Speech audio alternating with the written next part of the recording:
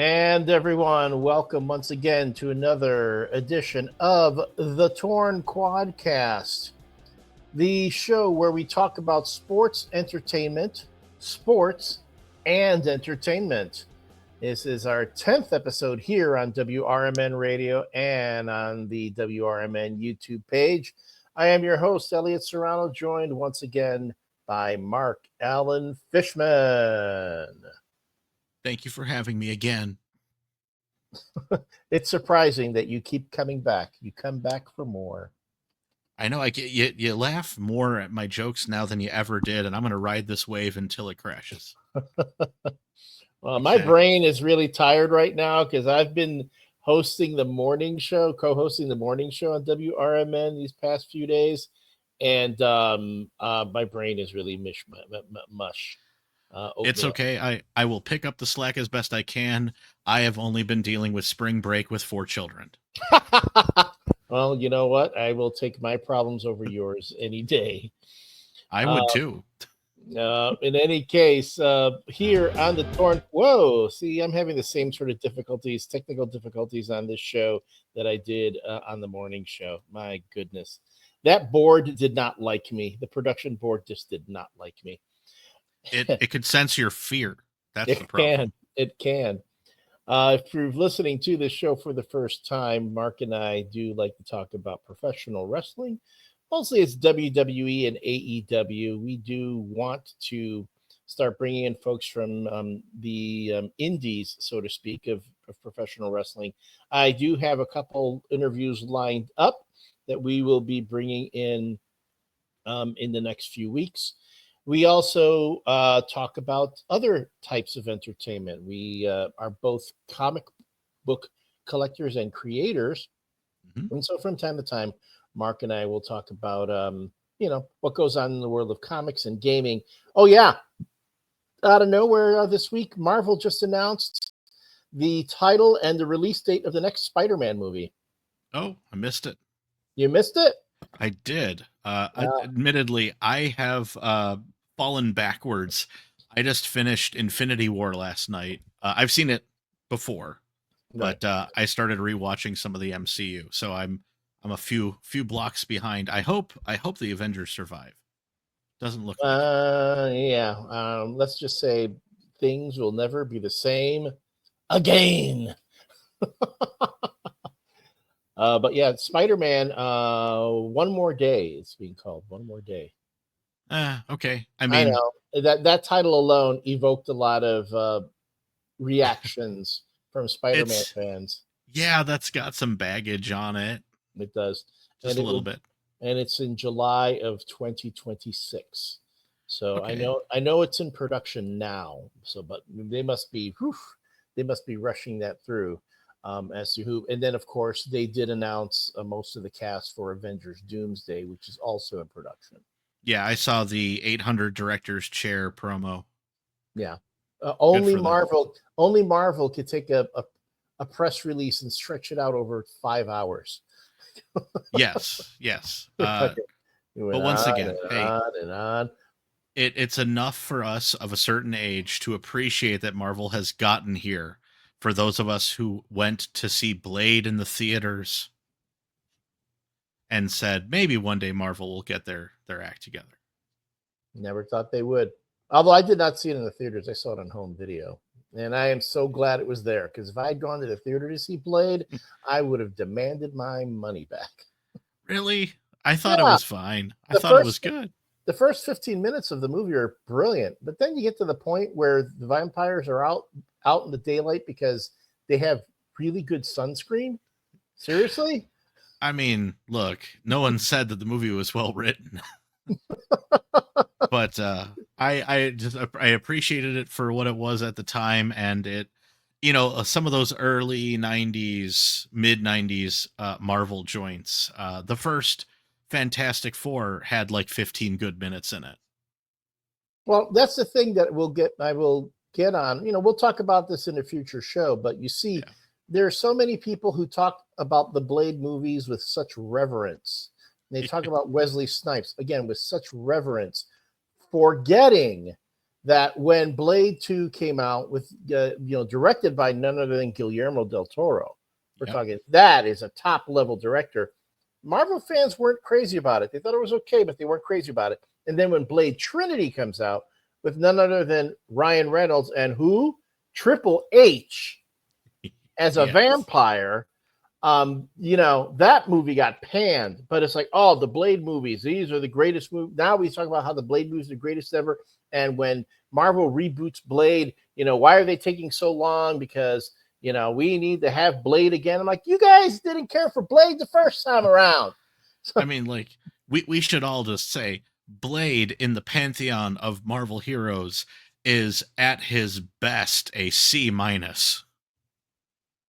Yeah, we're gonna get people fighting, want to throw hands with us at one point over that. But I gotta agree with you. I gotta agree with you on that. Blade was never. He was there alongside your Ghost Riders and some other heroes at the time that, cool for cool's sake. But the Blade movie did more for the Blade character in Marvel Comics than Marvel Comics ever did for the Blade character in the movies. So and again, well, we're finding out now more and more that, the IP with Marvel Comics exists more for the movies. They're, the Marvel Studios are strip mining everything they can from the comics to be able to turn it into movies. And in turn, the comic books are changing to reflect more of what happens in the movies. So it's this weird thing that keeps going back and forth. Mind you, not unprecedented. If you read, it happens with the Star Wars comics. It's happening with James Bond. I've been reading the James Bond comics through the Dynamite Entertainment. It's going, back and forth. The comic books really reflect more of what the movies are like, and back and forth. Good ideas in fiction get picked up because they're good ideas. Right. Like it was a good idea for Triple H to venture outside of the pacifier from WWE Films. And now you look at him running Raw. You see how he did that? Well, let's jump into Raw and what's been the developments as of late on the road to WrestleMania. We talked about this last episode where it felt like the storytelling for some of the different matches had kind of hit a snag, or was just kind of like spinning wheels in muddy water, or in the mud, and not really advancing any. But I want to say this past Raw, two significant things happened. One, there was a hella of a promo face-off between John Cena and Cody Rhodes again. Yes. And the Jey Uso Gunther match, the setup for the match hit an emotional level that we've been waiting for some time. And after that, I was like, were they watching our show last week and said, hey, we got to fix with those? Well, I think I would give them credit enough for the Uso Gunther segment. I'm going to say, by and large, the Cody and John Cena segment, while good, I don't know if that advanced the plot any. To me, I think the plot's already set. And the stakes have not been raised higher. And I will say John Cena commits one of my party fouls in pro wrestling. These two, if we're going to take this from a sports side, neither of them had wrestled. They were both in non-combat gear, and they had a war of words, and I'm sure we can get into some of the semantics and some great turns of phrases that happened. But the end of this resulted in Cody getting a hold of John Cena, who tried to do the I'm going to leave, no, I'm going to attack you. And he stops him and reverses him and gets him in position for the crossroads, which he does perform. My problem, no damage had been sustained prior to this, and Cody Rhodes just limply holding John Cena upside down to take that crossroads. John Cena needed to show any type of fight, like he was actually being held in a headlock before the crossroads was put on. Instead, he just sort of like goes limp and like, oh no, you have stuck me in this position and I cannot move. Now perform your maneuver for me. I hate when wrestlers do that. Like, this is supposed to be combat, so treat it like the guy is about to spike you on your head. Try to get out of it, or at least show that Cody Rhodes has some physical force over you, because he did not. And you make some valid points there. I mean, I kind of saw things that way. At the same time, I was going, they're telegraphing that John Cena is going to win. I mean, the fact that John Cena went down so easy and they're spending all this time building up Cody, Sure. makes you think, no way is John Cena get squashed. And again, it makes more sense now for John Cena to win, because that's where the story possibilities are through the rest of the year. Because 100%. John Cena is saying he's retiring after WrestleMania, but his farewell tour is supposed to go through the rest of the year. If he wins at WrestleMania and retires, that means his farewell tour lasted like 4 months, give or take. Yeah, it definitely appears like that. And I mean, you have to do these things, and we in wrestling, the fans, know that in between pay-per-view and wherever you are in time, each week these wrestlers will see one another inevitably, and they start trading, who wins the segments, so to speak, so that the last segment before WrestleMania will be the one where we're all looking like, oh, who's going to get on top here? Who's going to get their last lick in, so that it tells the better story when the match actually happens. Yeah, I mean, maybe this is the smart marks in both of us. I want Cena to win that too, just because I think Cody has told his story. He finished the story. He won the championship. And now we have something that gives so much narrative potential if Cena does win it. If he doesn't, then I think we all kind of revert to, okay, then what? The Rock is going to come in and final boss the belt away, or something's going to happen. I dare say we're too tiptoed into the Cena heel turn to try a double turn. It would happen too early. So I'm with you on it, but as I would say prior, the Gunther segment I thought was actually the better standout, because now we have stakes. Yeah. Well, before we close the book, we go into Gunther. I want to close the book on the Cena thing, because you did remind me of a point that was made a few weeks before, in the very beginning, when The Rock, or the final boss, tried tempting Cody Rhodes with, be everything, give me your soul, blah, blah, blah. And if you don't, I'm going to take everything from you. I'm going to take that belt from you, as you said. So it would make sense within the narrative for there to be some shenanigans at WrestleMania where John Cena does win the belt, Cody loses it, and then that belt disappears for a little bit, and we can put all the focus on the World Heavyweight Championship that will either be held by Gunther or Jey Uso leaving WrestleMania. I would say then I hope that not only does Cody lose the belt, but he has more to lose. I hope The Rock steals his wife. Oh no, Brandy Rhodes is not like The Rock, or at least unless it's all kayfabe, and But that's what I mean. How to take everything away? What, aside from the belt, what's he gonna do? Dye his hair back, make him grow a mustache? I mean, but bring back the dashing Cody Rhodes mustache. Yeah, put back on the Phantom mask. Make him revert to Stardust, which he did reference at. I did say I wanted to close the book. I know, but no, we're gonna have to. I'm sorry, because even I gotta mention this. They took a pot shot at AEW.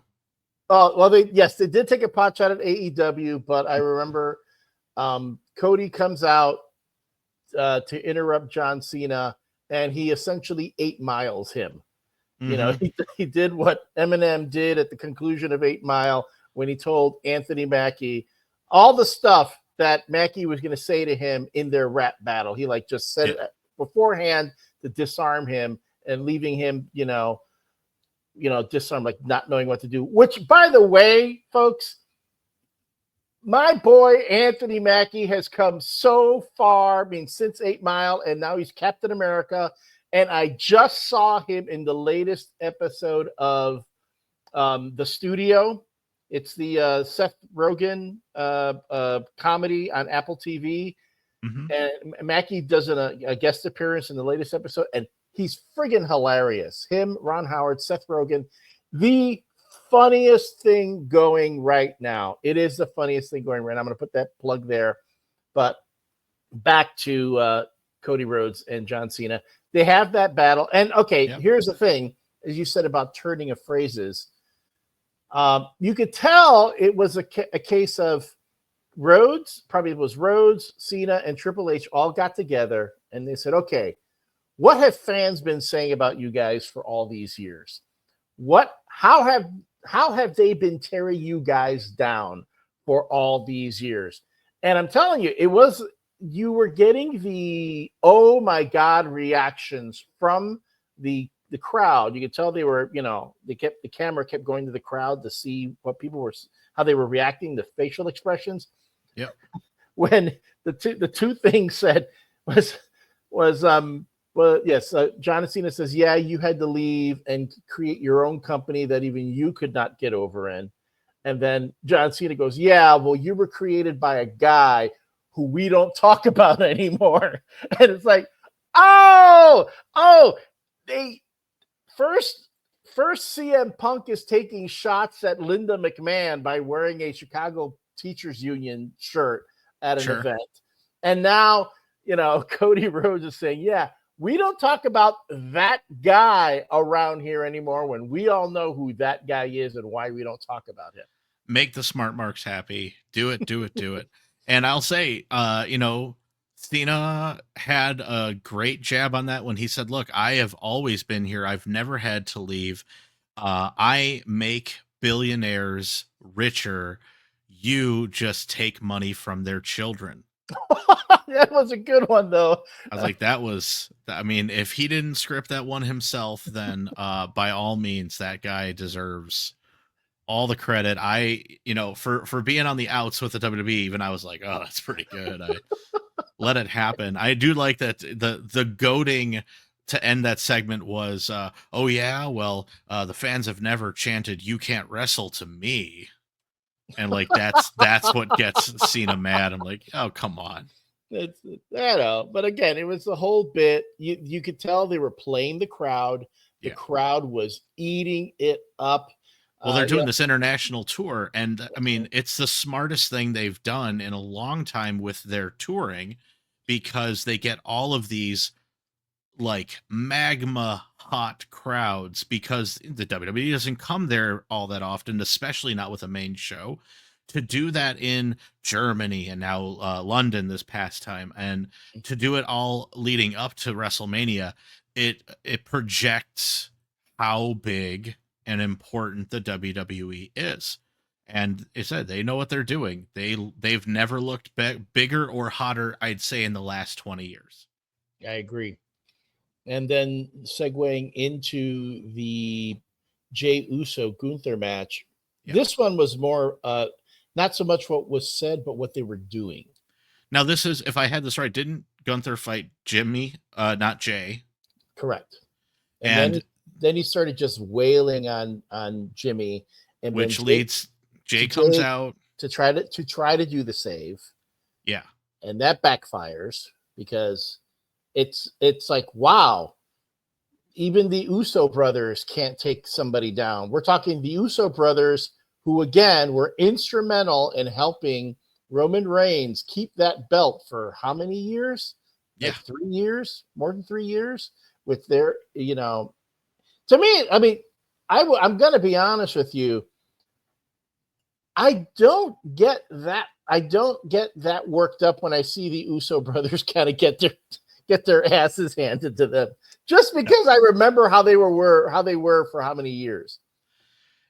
I would say it's the one thing about both of them, Jimmy and Jay. And again, we've said all the credit that Jay needs to get where he's got, but in between the ropes, the Uso brothers may be the most homogenized WWE wrestlers I've seen ever. Like their move set was crafted out of 2K21, and aside from a couple of super kicks and a couple of double team moves and all that, it made sense in the context of the original Bloodline, and it worked in favor to that storyline. But I would say Roman Reigns left that storyline a demigod, and their personal stakes were not raised, if only for Jay doing this main event thing, which again only happened because his brother got injured, and it was, well, I'm on the road, I got to do something, and he did pluck it out. But I think one of the things that this match against Gunther proved is that poor Jimmy Yeah. didn't look good. I mean, obviously, he made Gunther look better, which is another skill that they do have. And it does make Gunther look like a beast. He got the whole spot. I love it when you chain your opponent to the ropes with whatever zip ties, handcuffs, whatever, and you make them watch as you do dastardly things to the person in He just peril. he did that bit like the mobsters did to Joe Pesci's brother in Casino. Yeah, You know, exactly. they beat the crap out of him and they made him watch, they made him watch the whole time.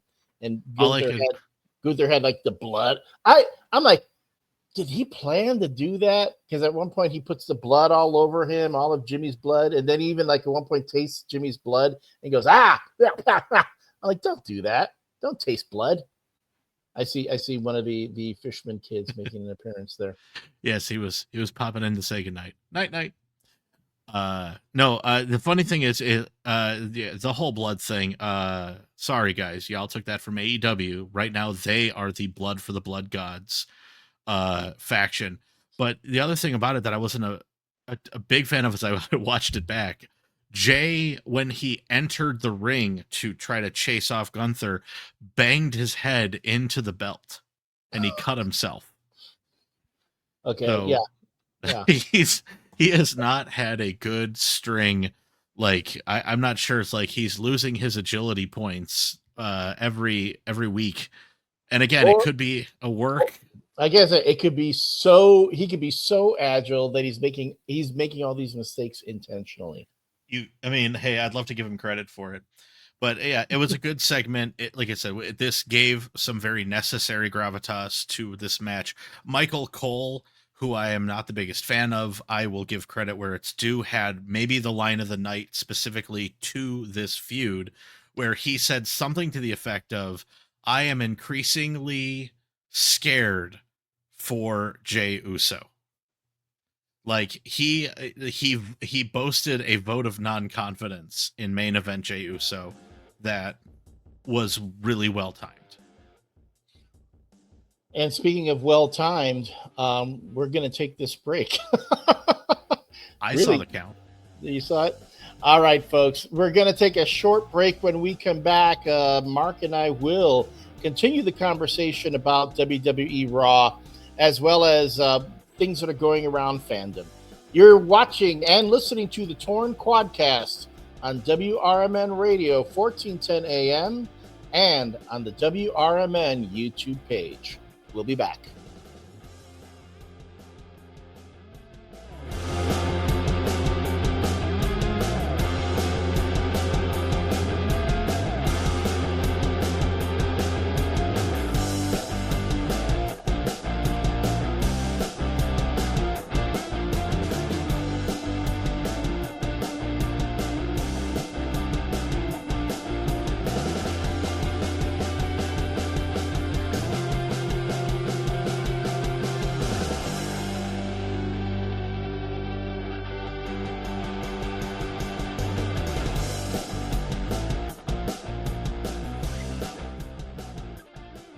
And thanks to the magic of technology, our YouTube breaks can be a little bit shorter than the on air break. So we are back. This is Elliot Serrano and Mark Allen Fishman. We are the hosts of the Torn Quadcast, the show where we talk about sports entertainment, sports and entertainment, namely pro wrestling.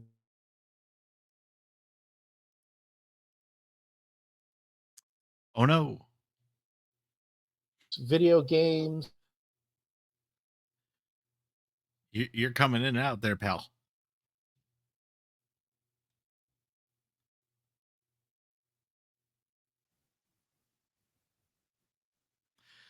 We talk about comic books, action figures, video games, Harrison Ford, what we're streaming, what we're not streaming, what we like, what we hate.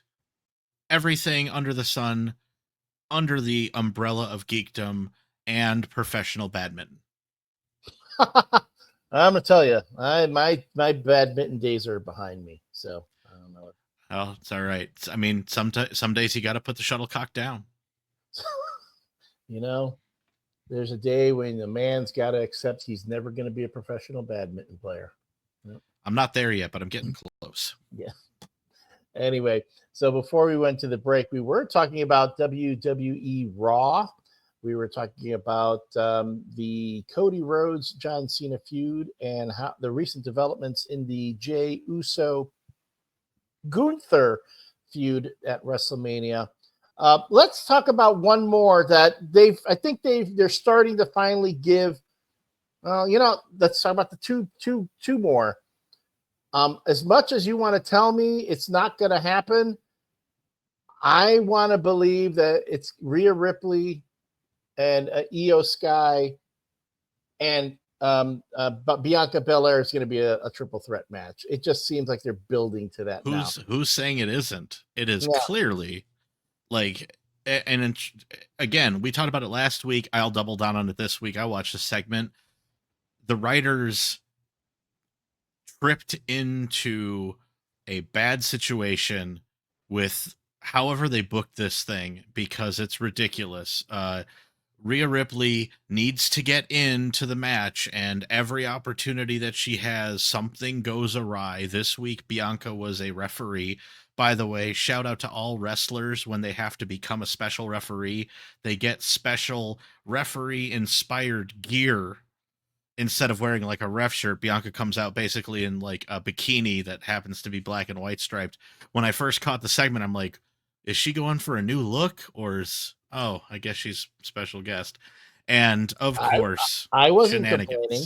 I wasn't complaining about that. I'm not complaining. I'm just saying that I thought it was a different move. But yeah, you know what? And then, by the way, like aesthetically, if I can just say this, Rhea Ripley has never had a bad gear set or look. Every time like she changes her look just a little bit, it just gets a little bit cooler.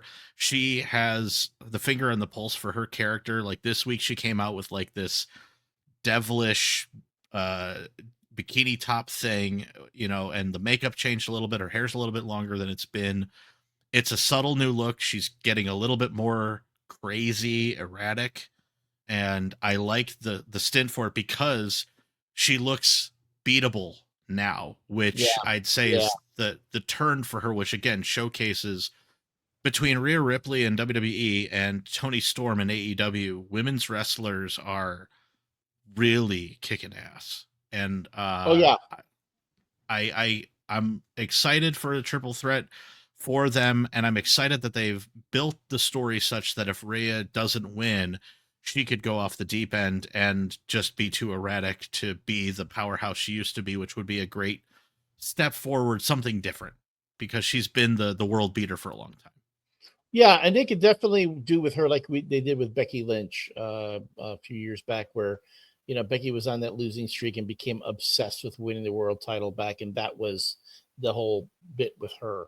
Yeah, you're right. And Rhea Ripley's over. I mean, let's be honest. It doesn't matter what she does. People, the fans love her. You don't need a title belt on her for her to be over. She can just show up and the fans are going to love her in any case. You want to give that rub to an Io Sky, who you can tell that's what's happening here. The big powerhouses and Bianca Belair and Rhea Ripley are, dismissing Io Sky. She's small, although neither of them have ever beaten her. So right. And I mean, the only thing for Io that, and I mean this not to be rude or mean about it, but she needs a better mouthpiece. She's not great on the mic. She's competent. Yeah. She's competent, but there's no sense of her character. She is just I hate to say it, yet another foreign amazing worker who needs something more, a mouthpiece or training, enough so that we can get more of her character. Like what's her drive? Because if I recall, she was part of a stable, or she may still be a part of one. She's yeah, Damage Control, and Dakota Kai is still out there. We haven't seen her. Well, she's been going for the Intercontinental Championship in the U.S. Right, but like, I mean, forgive me because it's been a minute since I paid close attention to WWE. Damage Control, I understand it's a trio of women, but what was the goal? Like, what is their, Judgment Day was out there to be like uber fair, and there are no leaders, and we are here to like take over. Damage Con- Damage Control is what exactly? What is their angle? What is their overall goal? Judgment Day, like I said, they have like a mission statement: no leaders, and we want to be cool and take over. But what was Control? Wasn't that like Bailey's I need a posse? Yeah, pretty much. And as Bailey even said herself, it was to kind of elevate those ladies, and then it turned from being Bailey's posse to oh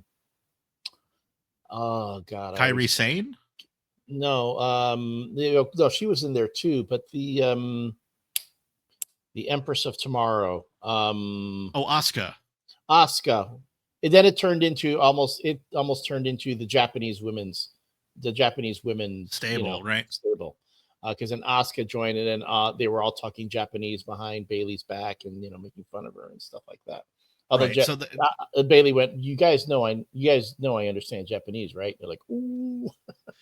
Yeah, I mean, again, so I think they've lost that plot quite a bit. So the fact that Io Sky is with the championship belt, that they're trying to get her over, that's my only fear about this, is that she retains, or holds the championship when it's all said and done, but the fire is still with Rhea and Bianca. Yeah. Well, again, no, hopefully WWE creator figures a way through all that, or recognizes what's happening. If they listen to our show, they'll get it fixed. Well, but I do agree, and with all respect to Io Sky, I give her a lot of credit to, when English is not your first language, and hell, you have a lot of folks that even when English is their first language, they can't talk in front of a crowd. Very true. She, tremendous talent.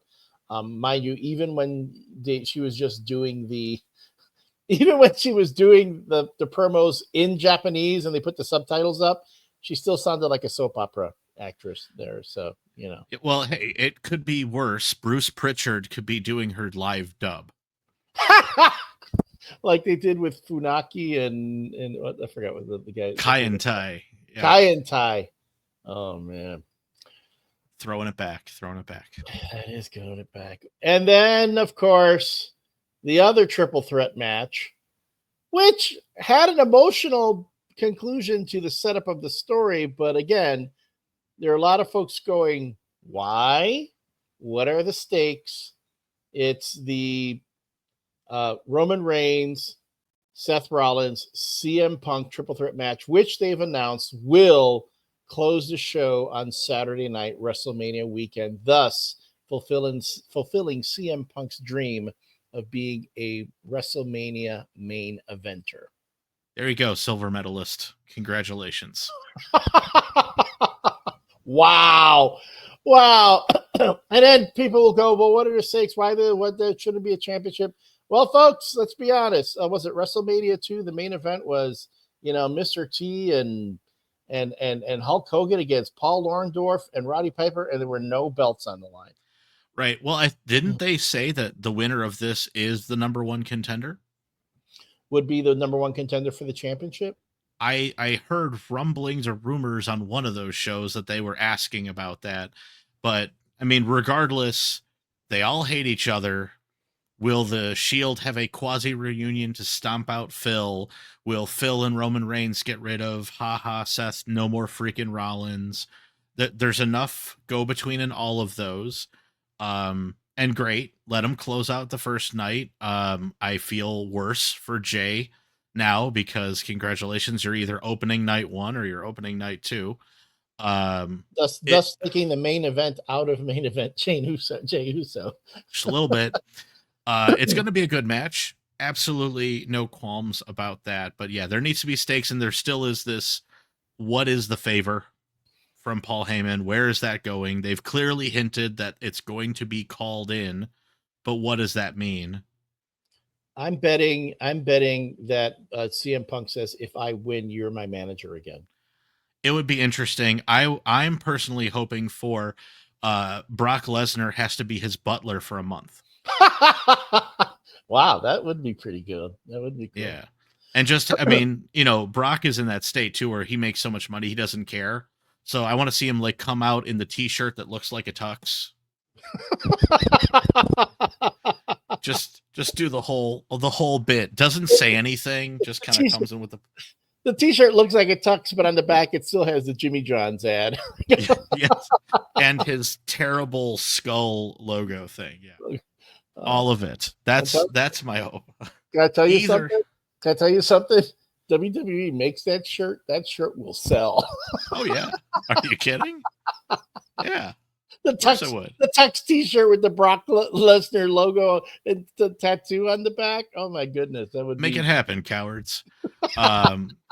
It's funny enough. I'm going to give credit where it's due to my dad, who suggested that the way that this triple threat match should end is Drew McIntyre comes out with 2 steel chairs duct taped to his fists, and he just pounds everybody down.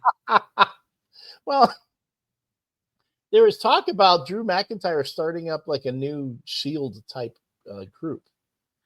I mean, I'm all for him getting something new because I'm not really sure what crybaby Drew McIntyre's gimmick right now happens to be, but that seems to be it. I would love to see him have a stable, with the one caveat that Sheamus is not allowed to be in it or feud with it. Oh man, why you got to do Sheamus like that?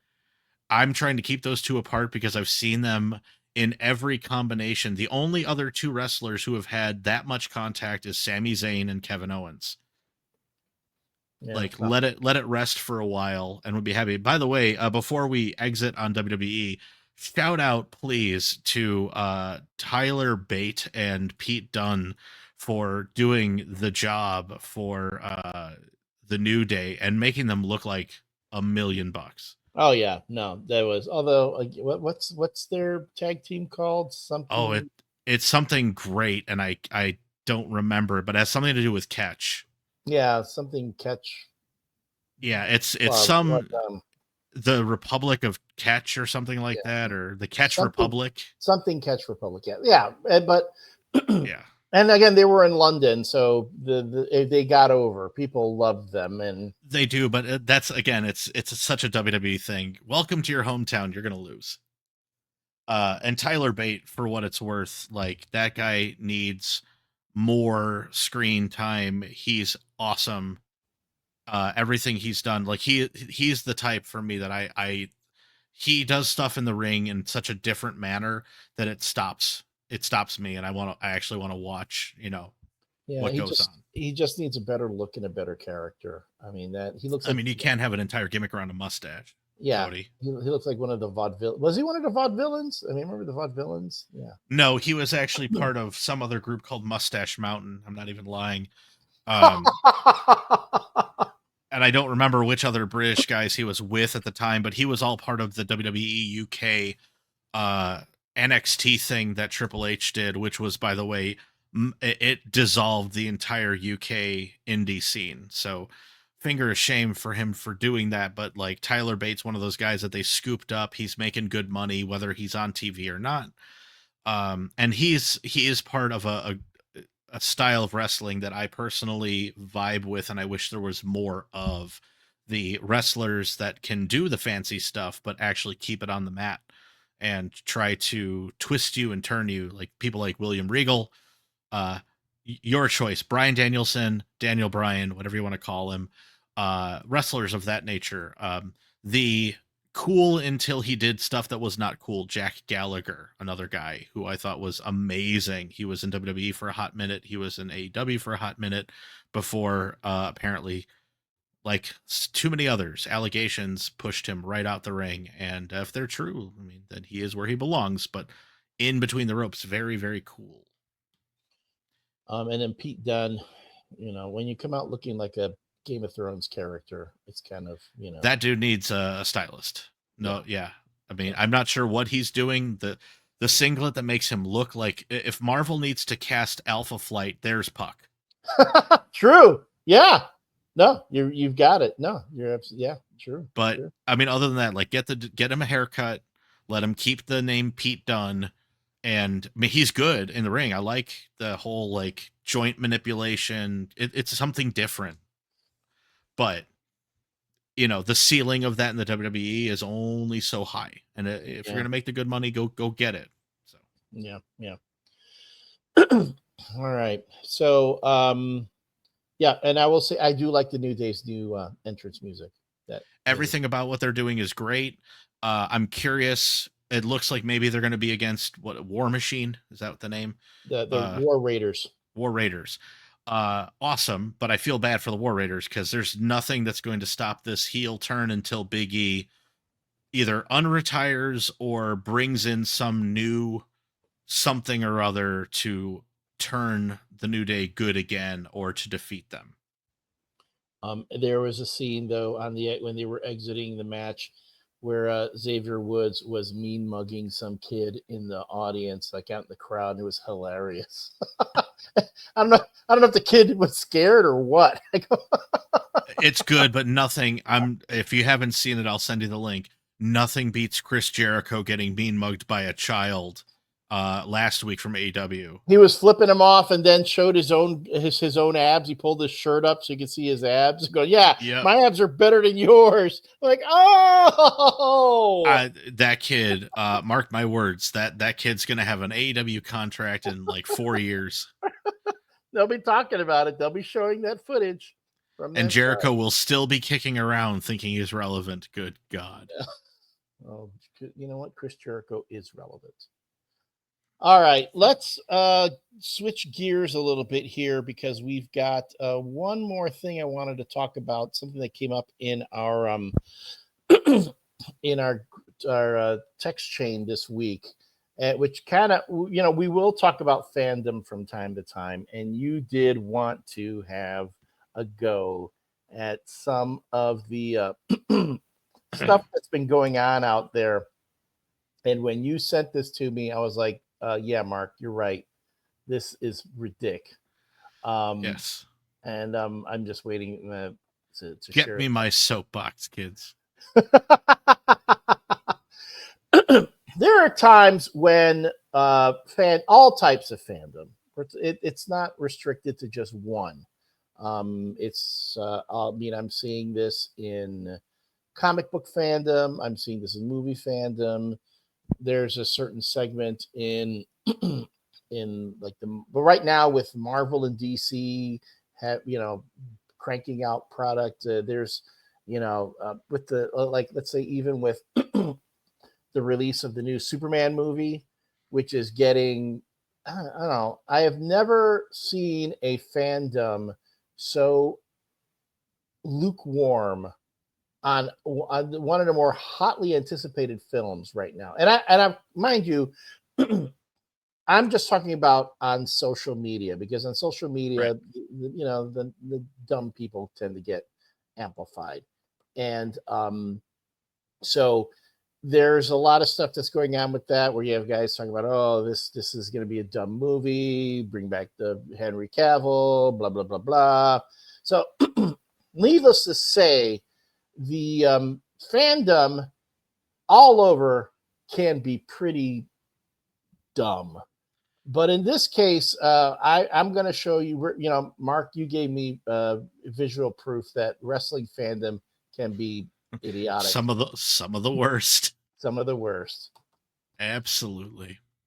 All right. This is my screen. Facebook is acting weird here. So I can describe it if you will. Set this up for me while I'm waiting for this to boot up. For sure. So I just happen to be in a couple of these Facebook groups where if you were born in a certain year, we like to reminisce about what's going on, good, bad, or otherwise. Well, somebody posted this silly meme. I'm not sure what the actual cartoon it's from or whatever, but it's basically like a bunch of worshipers and these large stone statues, and somebody has memed it by putting various wrestlers in various positions on this graphic. But the graphic itself, the chief god, if you will, was labeled Hulk Hogan. And then the four lesser gods, one tier beneath him, Ric Flair, The Undertaker, Stone Cold, and The Rock.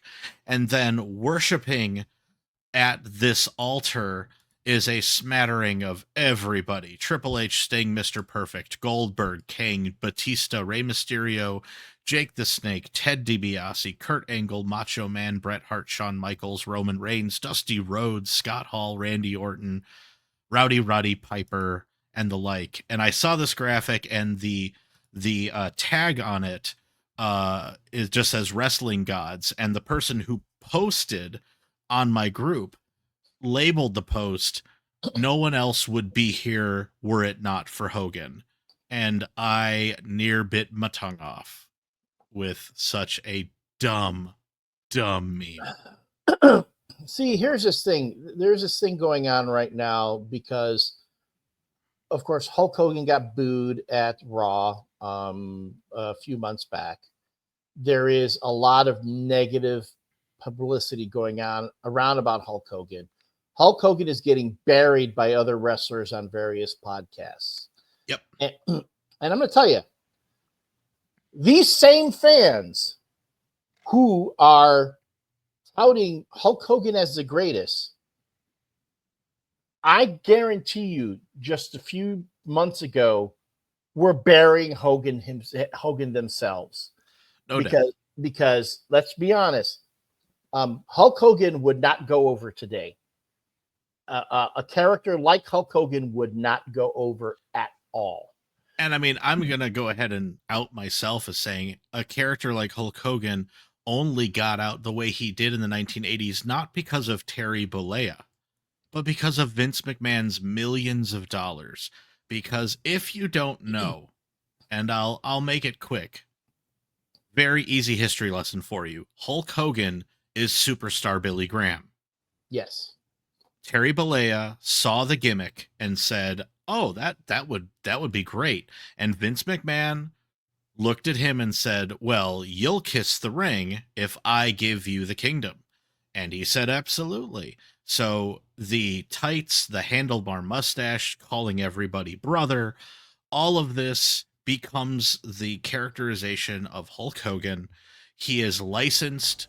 He is placed out into the world, and admittedly had one of the worst finishes in pro wrestling. Both Not a good. Both in his wrestling matches and his career. Yes. Not a god. Yet again, the show flies by. Couldn't show the image, but if you go to the Torn Quadcast Facebook page, I'll post it there under this episode so you guys can see it for yourself. All right, Mark, thank you so much for being with me this evening.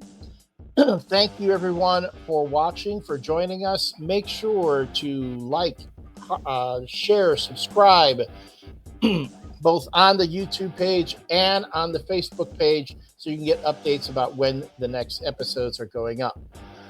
So until next time, this has been Elliot Serrano and Mark Allen Fishman. Be safe, be good, and take your vitamins, brother.